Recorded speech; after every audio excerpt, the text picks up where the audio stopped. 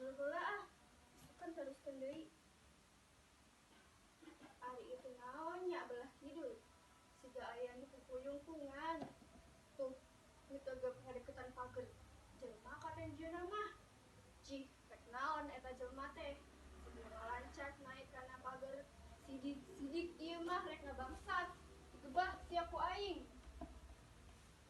Aeh, nanya keneh salah naon? Sidik pisan kalakuan si lain teh nyurigakeun. Sok, saha nu teu curiga?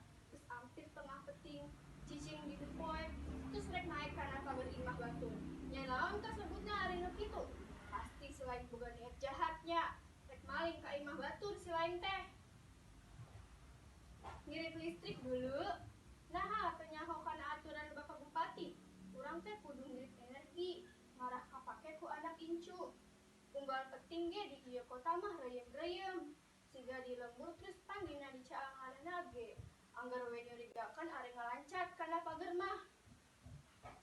Har, ari si lain siga nu ngalindur. Ngalumrah atuh. Mun boga imah ngunci panto imah wayah kieu mah. Pan ieu teh geus tengah peuting.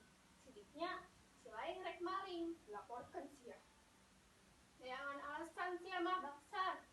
Mun enya rek ngatamu, terus gerbang digembok naon hese namun mencet bel. Tuh, deket tangkal buah.